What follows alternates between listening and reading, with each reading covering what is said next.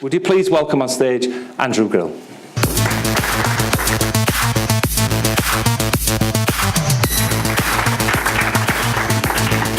Good morning, everyone, and I've actually tried that app as well. It's annoying because it takes 3 days before you actually see the photographs.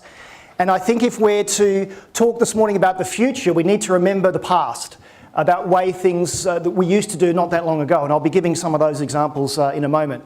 But we're looking to the future this morning, and so I'm going to practice what I preach. As John said, I'm a practical futurist. So what I've done, I've brought my own camera this morning, and we are live streaming this event this morning. So while you don't need to log onto this site yourselves, because you've got me in 3D and HD, people back at work might want to know whether they can tune in and what they're missing out on. So I'm actually trying some new things today, so it might work, it might not work, but as a small business myself, I need to stay ahead, I need to try new things. And I thought with an audience of 300 of the best and brightest in Nottingham, what better place to try this? So please feel free to send that back to work, put it on your Slack channel, email to your friends, and also feel free to tweet me as well.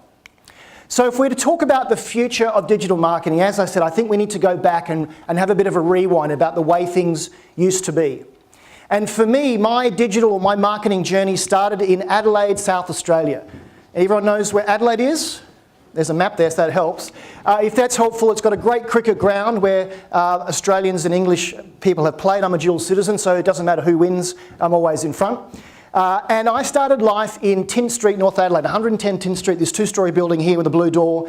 And that's where I started life in my father's small business.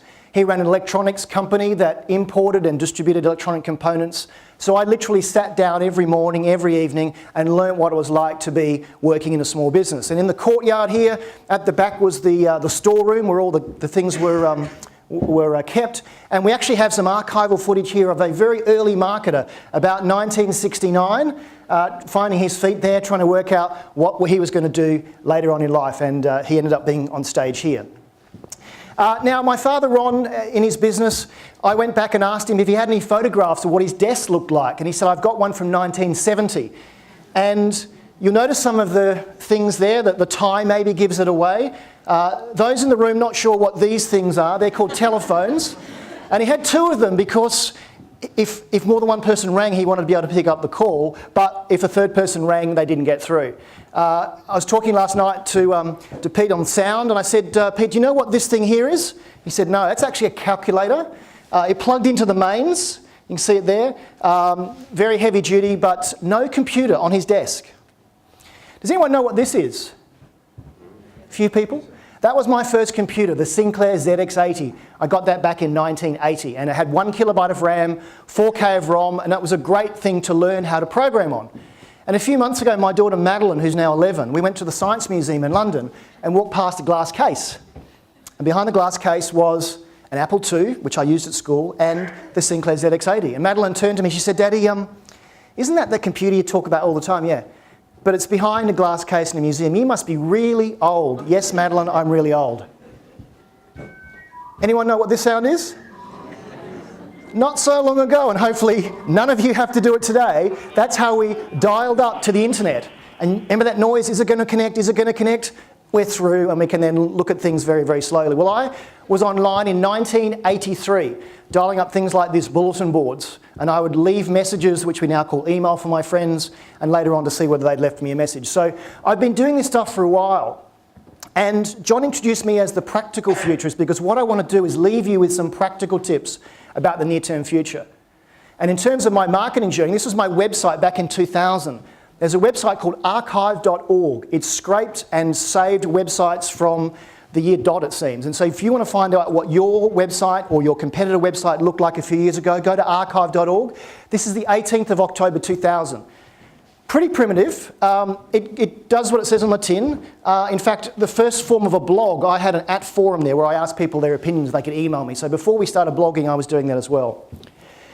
Just to stay on the theme now, if we look at the computer desk between 1980 and today, we can see it's changed dramatically. As this video rolls through, we can see various things are being replaced. We've got Excel and PowerPoint coming off the desk. Newspapers are going on there as well. The dictionaries coming off the desk onto the computer, pin-up board. You can see in such a short time, and most of our lives here, we've lived through this. And so when we think about what's happening in the future, again, we need to be cognizant of what we've done before so that we know that we can keep moving forward. And this thing called MarTech, marketing technology, there's a real revolution happening. And many of you, if you're a small business or a large business, have been looking at various systems to help you do your marketing better. And there's a website called MarTech, the Chief MarTech, and he looks at the different vendors providing marketing technology. And this is his snapshot from August 2011. There are about 100 different vendors providing things. Now, deliberately, you can't read that. If we fast forward to the one he did last year, there are now more than 5,000 companies, all doing lots of things. Some of them with just 3 people in the organisation. Some of you may actually be represented here that are on that screen. So it's really hard to understand what you should buy, what you should do. And so in my talk today, I'm not going to tell you every single marketing technology there is. We've got experts this morning and this afternoon that will go through those in detail. But I want, as a small business myself, I want to give you some tips and tricks about what you should focus on, what's important, whether you should be worrying about the latest whatever that someone else has, because it may not always be the right answer. Now, there's a lot of cartoons around. My favourite cartoonist is a guy called Tom Fishburne. He does lots of marketing cartoons. This is one of my favourites. What's the big campaign idea? We're going digital. Facebook, YouTube, a mobile app, Pinterest. What are we going to do with all those channels? I don't know, we'll figure it out later. You don't have to be hatching on to the latest fad. You need to understand what the fad is and what it means, but just because someone else is doing it doesn't mean that you have to. Now, I was going to show one cartoon, but I couldn't resist. I want to show a second one. I won't read out what it is. It's emoji. Our agency said that if we want our brand to appeal to millennials, our message has to be authentic. And I've seen so many marketing campaigns that are just done for the sake of it. And next time someone says to you, we need to have 100,000 likes or we need to have 500 followers, ask them why. And if they go, I'm not sure, it sounds like a good number. Does it increase ROI? Does that relate to conversions? It's not always about the numbers. These vanity numbers, I can go and buy 100,000 followers on Twitter, Instagram, or any other network overnight for $5 or $10. So the numbers aren't always important. If we go back to old advertising campaigns, back when Colgate was advertising, there were 2 types of toothpaste, ones with fluoride and ones without. And if we fast forward to today, Colgate themselves have 30 different varieties. Why? Because the marketing channels are so confused. People don't always look at print ads or TV ads. They're receiving things through various channels, and companies like Colgate and Kodak and others are trying to get to you as you are as well. Who here uses an ad blocker? I would say 10%. You must like ads then. So when I go, I have an ad blocker, and when I go to sites that are blocking ads, they basically remind me, say, hey, you're blocking us. And occasionally when I have to turn them off, the whole screen fills full of ads, and I go, that's why I turn them off. This room may not be representative, but millennials in the US, 85% of millennials have an ad blocker and don't see ads. So for all that marketing technology, where is it going to sit? We'll talk in a moment about GDPR and some of the regulations coming into place. But there is a real problem that the traditional channels that we expect to be able to use may not be available to us going forward. I love the ad blocker, this one particular one. On the ad blocker, this is last year, was an ad for Black Mirror, which I thought was completely ironic. But the ad industry is in turmoil. August last year, this was the front page of the Financial Times. Sir Martin Sorrell from WPP, the world's largest advertising agency, basically said his profits are diving. Now that was last year. Yesterday, he's saying it's getting worse. And the share prices of all of his competitors aren't looking that healthy either. Why? Because the brands are basically saying, we're going to bring things back in-house. We don't like what you're doing. We think we can do a better job. We don't need to use an agency to put an ad on Facebook. So the whole world is changing, and if large, huge organisations like WPP and Publicis, if they're feeling the pinch, then we need to appreciate that there's a dynamic shift happening. And the one message I want to leave you with this morning is you're going to have to disrupt yourself. Whatever you're doing, you'll have to do something differently. If you haven't live streamed, try live stream. If you're not active on social, try being active on social. Try and disrupt what you're doing, because it's getting harder and harder to get the marketing message out to the people that you want to receive that. So when we talk about disruption, there are the usual suspects. Who here has used an Uber? A few people. I caught one here from the railway station. It's getting more and more popular. Now, Uber is probably the most often and overused example of a disruptor. They had to disrupt themselves, though. When they started life, they were a limo sharing app. They dreamt up this idea. The two founders were in Paris at a conference called Le Web, and they thought, wouldn't it be great if, when we need a limo, we could just call one on their app? And they realised after a while the addressable market for people that wanted limo apps were fairly small, and they had to pivot. Now, you could argue that Uber have disrupted themselves and shot themselves in the foot a number of times, losing the London licence, all the controversy they've had in the States. They're probably not the poster child to look at anymore. So don't say we want to be the next Uber, because that's probably not a great thing. Who here has stayed in an Airbnb? Quite a few people. I haven't personally. But you know how they got their name? They started renting out places that had an air mattress, thus Airbnb. And they realised that their addressable market in the US for homes that had an air mattress they wanted to rent out was quite small. So they had to disrupt themselves and change their model. So much so now that the short-term rental market in London is being disrupted, because why would I want a 30-day tenant when I can have 5 or 6 tenants paying 3 times the amount? And they're being regulated because it's putting a squeeze on property prices. Who here has a Netflix account? Yeah, most people. This is the way we consume media. Netflix has the BBC really, really worried.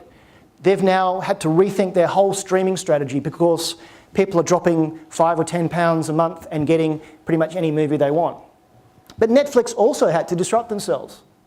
They started life as a DVD mailer service where you would send off to get the DVD. We delivered it, you'd watch it, you then send it back. Now, I was at an event a few days ago and there were some millennials in the audience. I said, before Netflix, there was this thing called Blockbuster, and you had a thing called a VHS tape.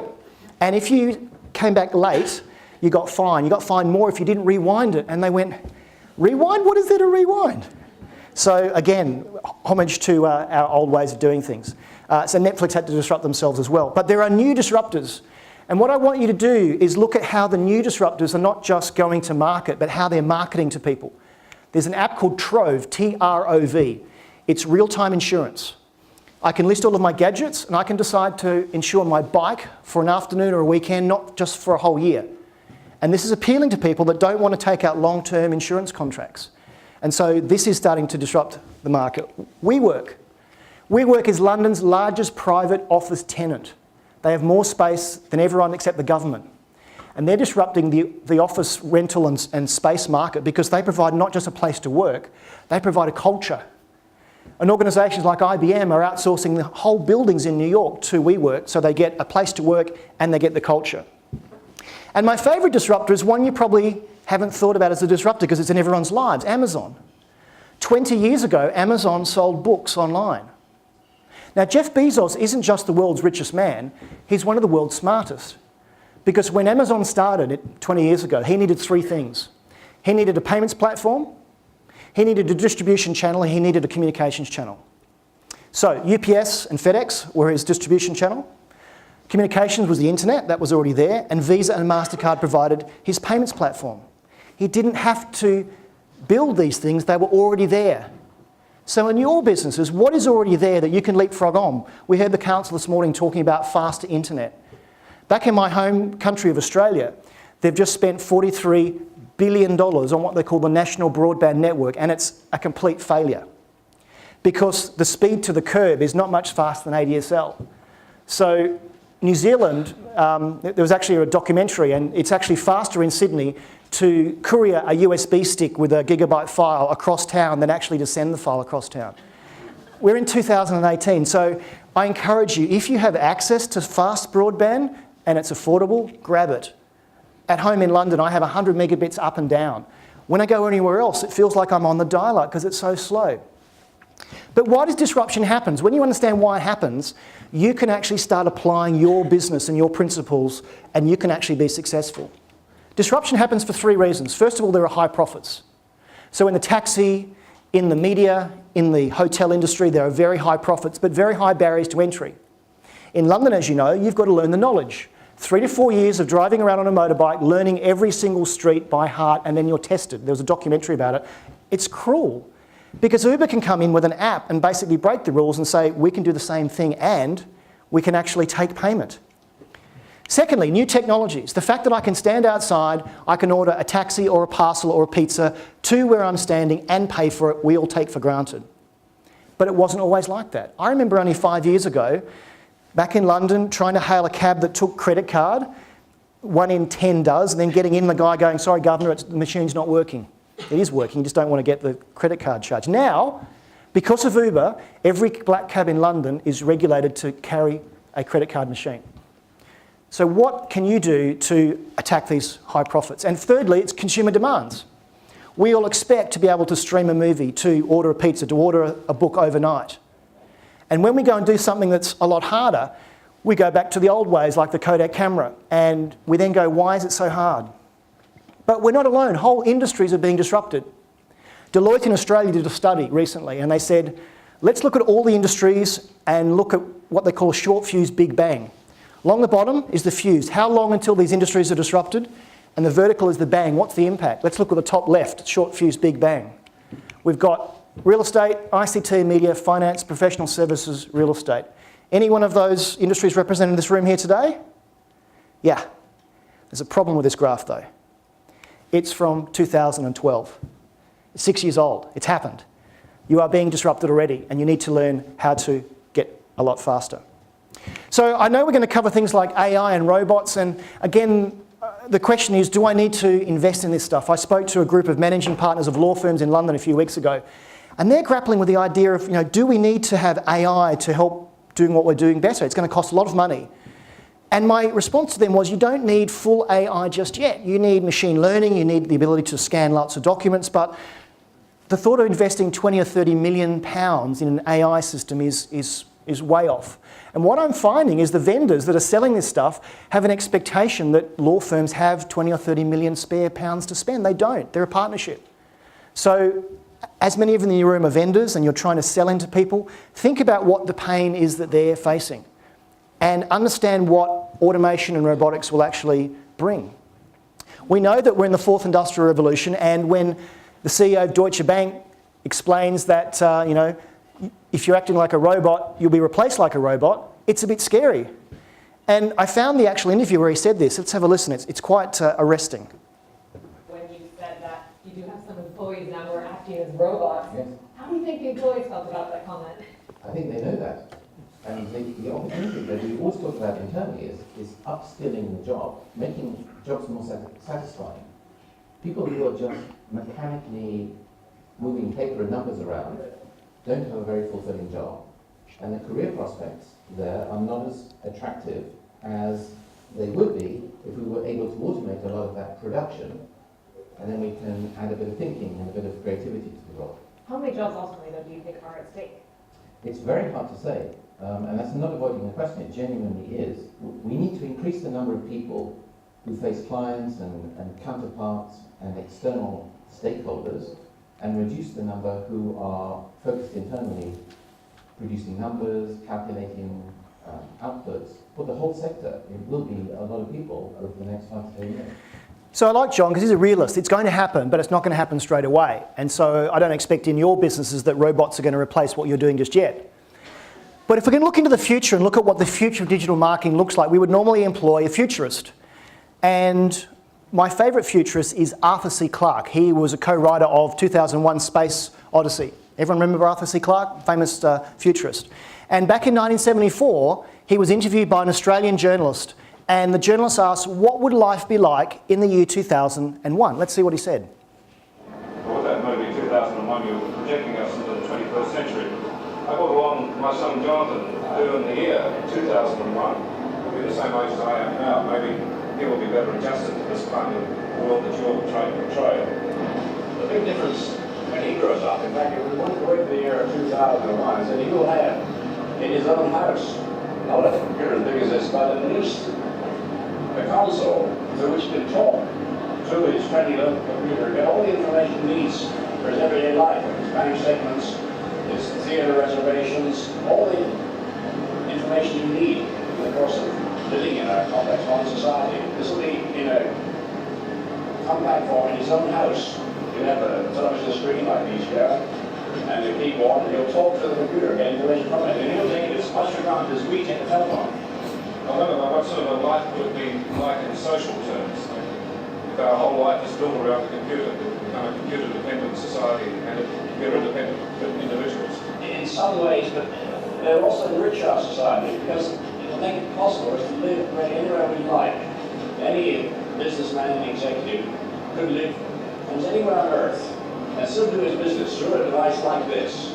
And this is the wonderful thing. It means we don't have to be stuck in cities, we better live out in the country or wherever we please, and still carry on complete interaction with human beings as well as on the computer. So I think that's fascinating that he was able to predict back in 1974 what life would be like. And he got it right in terms of societal impacts. He just didn't predict the iPhone 10. But the problem with what Arthur did is he was looking at things 30 years in the distance. You haven't got 30 years. You haven't got 30 months. You may not even have 30 weeks. You need to know next week what can you do to employ digital strategies and make your business go forward. So you need a practical futurist, and that's what I am. So I'm going to give you some tips and tricks that you can use next week. But part of your challenge is to rise above the noise. There is so much noise out there now. Social media, press, blogs, forums, events like this. There are so many ways that your potential customers can get knowledge. And I think part of your challenge is how do you rise above that? And I found an excellent example yesterday of a company doing that. Lacoste, who make shirts with a crocodile on it. They decided, let's look at which species are going extinct, and we'll actually produce one-off designs with these different animals that are at risk of extinction. And there will only be the number of t-shirts as the number of animals left in the world. Now guess what? They sold out. And probably, I'm not sure if the panda bear's on there, but someone would only have a few shirts they would have given out. That's a brilliant strategy. Easy to do because they're a manufacturer. It got a lot of press and it was a good cause. Now I'm not suggesting you have the resources of Lacoste to do that, but that is a way to rise above the noise. And when you're thinking of your social and digital strategy, don't just tweet for the sake of it. Tweet because it's something that people would share. Now I'm sure you'll talk about this and people have tweeted about it as well, but this is something that is worth sharing and it easily explains what the brand's doing. So yes, they sold out. But I think this year is actually the year of regulated disruption. There are a number of things happening this year that you as a business are forced to do. And they're actually going to benefit the consumer. And one of them is GDPR. Who here is grappling with GDPR right now? Who doesn't know what it is? No hands, thank goodness for that, because 25th of May it comes into effect. GDPR is being seen by many companies as a complete headache. Some companies are completely deleting their database because it's all too hard. But I look at it, the glass half full, because I'm a practical futurist. And so I delved into the regulation. There's a gem in there, I think it's recital 63 or something. It basically says, if you write to someone, one of your companies, for information electronically, you have to send it back to me in electronic format. Now, as an empowered consumer, come the 25th of May, I'm going to write to all of my suppliers and I'm going to ask for all the information they hold on me in electronic format. I'm then going to own my data. Now that may be a radical concept because at the moment you advertise to me and I try and stop you. I either do an ad blocker or you go through my spam filter. I try and stop you. Wouldn't it be nice if you knew people that actually wanted to hear from you and you wouldn't have to waste your advertising money, you knew that it was going to the right people? A couple of years ago, a website called How Much looked at the value we are to these social networks in advertising terms. So if you run your eye across there, Facebook $158, LinkedIn $69, I'm sure it's gone up since then. If you're like me, you're probably saying, where's my check? If I'm worth that as an individual to all these sites, where's my money? So in a post-GDPR world, think about the fact that consumers like me will be incredibly empowered. We're not going to annoy you with all these requests for GDPR, but I want what you hold on me. And I think, and you heard it here first, in the next 5 years, there'll be a case where I will not read ads, they'll be read by robots. I will have a digital assistant that will go out and look at all the advertising out there, will accept and reject some things. But my digital agent will talk to your digital agent and we'll do a digital deal. So if I know that my health insurance is coming up in November, my digital agent will talk to my existing health provider and say, what deal have you got? And the provider might come back electronically and say, if you give us one-time access to your health records, we're going to discount you by 40%. So I send it off encrypted, one-time use, and I get my discount. So you need to be prepared for a world where advertising as we know it doesn't exist. because it's blocked by spam filters, it's blocked by ad blockers, or people like me literally have robots reading your ads. So if you can think ahead to that time and use GDPR as an opportunity rather than a threat, you'll actually be in the box seat. And when I say this at advertising conferences, I get laughed off the stage because they want to advertise, but look at the share price. When I talk to a group of small businesses that are entrepreneurial, they go, he might just have something there. And technology like blockchain will allow me as an individual to have my whole version of the truth securely on the internet. So we need to look at some new themes. And last night when I was preparing this, I saw one of the posters outside, and they'll be out there this morning. I really think this initiative to provide digital skills to businesses in this region is incredibly important. Because I've lived through this. You've seen I've grown up in a small business family. I'm at the front end. I was online since 1983. I was on Twitter since 2007. I try all these things early. And so I can't expect that everyone's doing what I'm doing. But I really encourage you. I think these are low or no cost seminars. You really are going to learn about these new themes, and you're going to learn what it means for your business and also for your customers. So, things like cloud. Can you save money by putting stuff in the cloud? Big data. You've got data, lots of it. Some of it's controlled by GDPR. What can you do with it easily? Chatbots. We've got a talk later on about chatbots. Again, I'm not suggesting every one of you needs a chatbot, but if you run a business that has repetitive inquiries about the same thing all the time, could a chatbot handle some of those? And then if an agent is really needed or someone needs to get on the phone, then a human being's involved. That may save you some money and delight customers. Security. Who here knows what two-factor authentication is? That's embarrassing. Who here uses Gmail or Hotmail? Okay, you're a hacker's delight.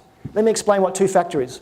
Most of you, whether you're banking, will have a dongle or a token. When you do transactions, you have to type in a separate number, right? It's because it's your money at stake.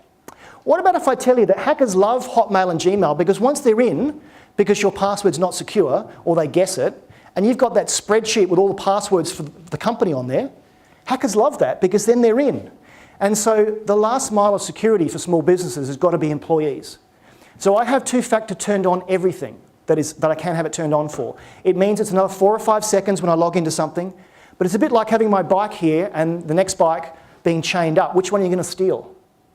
So as a small business, you need to protect your assets, whether they be customer records or your Twitter page or whatever.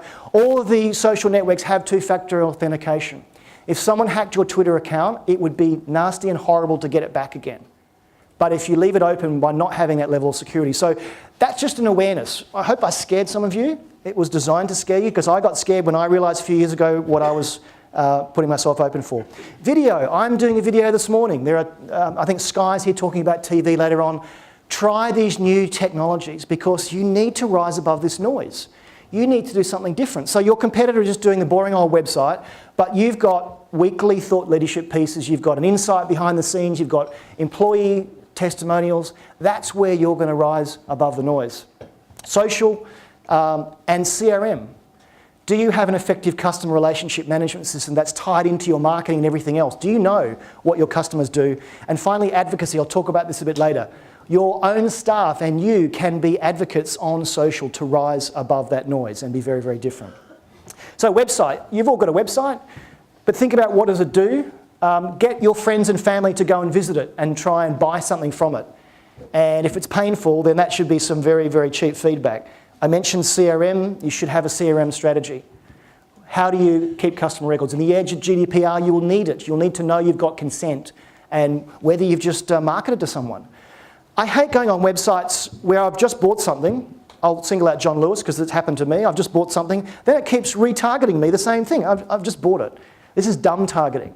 This is not something you want to do. It annoys people, and I don't want to go back to John Lewis if they don't know what I've bought. And order management. Those of you that provide things, how is your order management system connected to your marketing efforts so you know that someone has just bought something? I've been buying some video equipment recently, and I know the company I'm dealing with is really small because I get 3 or 4 touches when it's the same thing that I'm doing. And customer care. We talked about chatbots, but what is your customer care strategy? And is it linked up to your marketing strategy? So you know whether you've got a happy or an upset customer. It can't just be an Excel spreadsheet in 2018. But the future won't all be about technology. do you need to follow everyone else? Do you need to do what the other person is doing? Do you need to do a chatbot? Do you need to do AI? Get the basics right first and think about what you're doing. Like I said, use your harshest critic, your friends, your family. Go to a competitor website. Is it easy to buy from a competitor versus you? But also think about your digital footprint.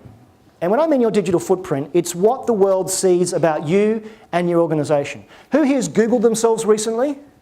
It's harmless, trust me.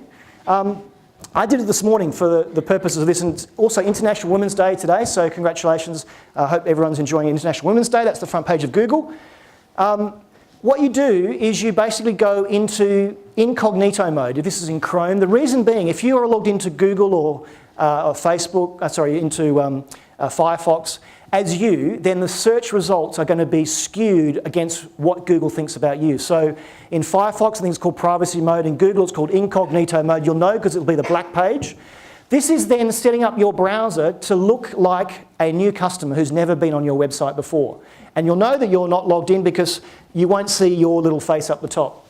So I Googled myself this morning. I typed in my name into an incognito window, and I worked out that I own the front page of Google. Forget pages 2 onwards. No one goes to page 2 onwards. You've got to be on the front page. And so I own that property. I own that property. That's Twitter coming through. That's LinkedIn. That's my blog. And that's a third-party website. And then below that, lots of nice pictures. Now, I didn't do that because I want to brag that I'm on Google, but I need to know what is my digital footprint. When you type my name into Google tonight or into LinkedIn, what are you going to see? Are you going to see good things about me that make me appealing and you want to buy from me?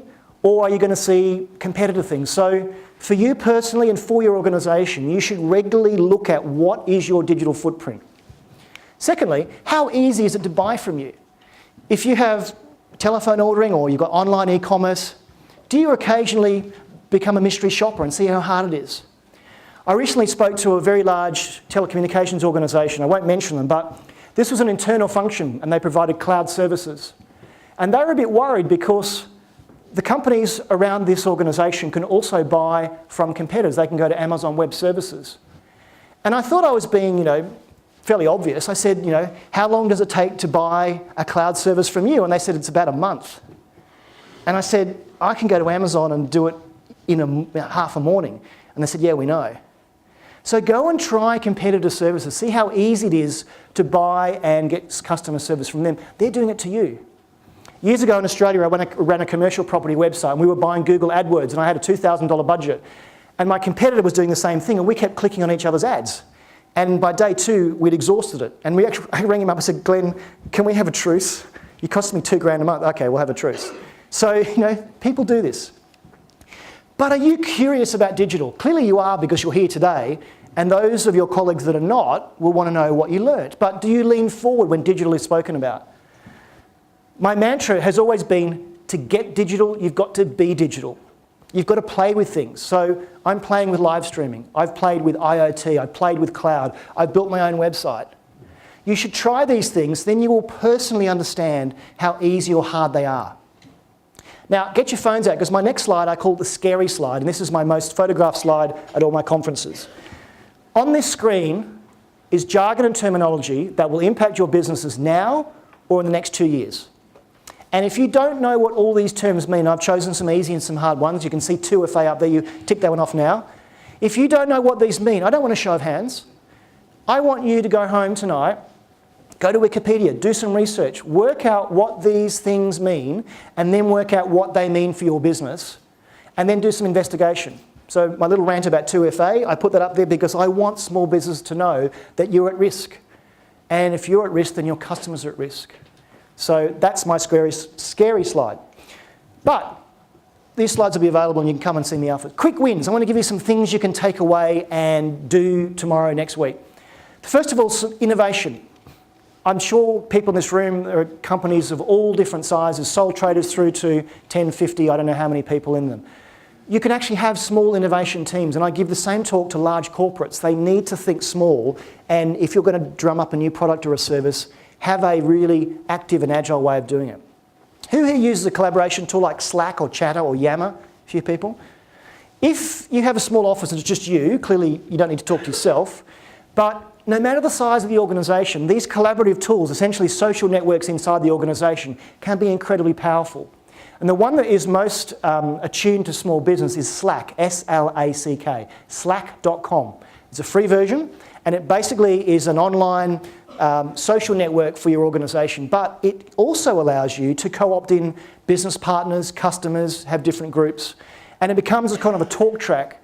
And I've seen it firsthand from my time at IBM when organisations like them that are huge can actually find out what someone is doing in another part of the organisation. And to really use these collaboration tools to maximum effect, you need to adopt a practice called working out loud. There's a great book by John Stepper called Working Out Loud. This is a methodology where you basically tell the world what you're doing. And so he has these 5 elements of working out loud: relationships, generosity, visible work, purposeful discovery, and growth mindset. And with these collaboration tools, what I found happened for me personally is that by telling the rest of my colleagues what I was doing, they actually wanted to help me. Now, if you're sole traders or you're small businesses, 2, 3, 5 people, what about some of your partners that you deal with? Actually, rather than having to be on the phone or play phone tag, a quick message, like an internal private social network, could be really, really useful. Try out marketing campaigns. Hey, what do you think of this? Oh, that's okay. And this can be done really quickly, and you then keep the history of everything you've talked about. Because your value in the world isn't what you know, it's what you share. And if you're looking to employ young people, we'll talk about millennials in a moment, they come pre-built with the notion of sharing and collaboration. That's what they do in their personal life. And so I've grown up in a world where what I knew was my power. I didn't want to tell you what I was doing because that was powerful. In every organisation, by unleashing that and allowing people to share and collaborate, your value then becomes what you share, not what you know. And there's an example of Slack there. The other thing is to get agile. Now, with a room full of small business people, you can only but do agile. Having come from IBM, you'd not be surprised that some parts aren't so agile. And having worked in startups for the last 12 years, again, I come pre-built with knowing what it's like to be agile. But do not forget the customer. I saw a great presentation a year and a half ago in New York. Kevin Plank, who is the CEO of Under Armour, who make sports apparel. He has a whiteboard in his office, and in permanent marker, he has this sign: don't forget to sell shirts and shoes. And whenever someone comes to me and says, I've got this great social media campaign, it's going to go viral, I go, well, is it going to sell more shirts and shoes? Don't know. Then don't do it. You should put this up in your work area. Sell more, whatever you sell. Because you've got to have a focus on the customer. Now, one area you can actually help increase your digital skill set is by adopting what I call digital diversity. It may not be as relevant for smaller teams, but for large organisations that have boards or advisory boards, I encourage them to co-opt people who have a digital mindset onto their board. Now, in your organisation, you might have an advisory board or an advisory group or an informal group of people that help you and advise you on the business, or you might have investors. Find people that get digital and put them on that group. If I was to translate this into corporate world, corporates, large corporates, they go off to Silicon Valley, they look at Facebook and Twitter, and they come back and they say, we're going to be a digital company, but they go back to business as usual. So no matter the size of your business, if you're seeking business advice and you have a regular checkup with advisors or investors or your board, make sure not one, but 2 people on that board, or that advisory group or those group of investors, absolutely live and breathe digital. They will then translate those scary slides into what you need to do in your business. So, don't have a board like this, have a board like that sees things through a digital lens. You're all here today because you want to see your business and the way you market through a digital lens, and I encourage you to do that. You can also have employees as ambassadors. This whole social media stuff, it's so noisy. I don't believe what comes out of customer branded Twitter feeds anymore. But I do believe what comes out of employees that work there, because they're not going to put their own personal brand at risk to just retweet something. So can you co-opt your employees who love working where you are and their social media feeds to be ambassadors? I want to finish off with discussion of the M word. I see a few millennials in the room. I'm actually a millennial trapped in a 49-year-old body, but that's okay. I have a love-hate relationship with the whole millennial terminology about whether people should be stereotyped or they've had a different life experience. And this LinkedIn post a few weeks ago made my mind up. He said, I'm consistently amazed at how many applicants I receive from university graduates are looking for their first ever paid work. Now, I worked in my father's electronics shop when I was probably 13. So I've had a lot of experience in working from a young age, and I knew that working is hard. I think what happens, and Simon Sinek, who is an expert on millennials, he says that the problem with millennials is that their parents tell them that they're wonderful and they can do anything. And they get to work and they realise they're not so wonderful and they can't do everything.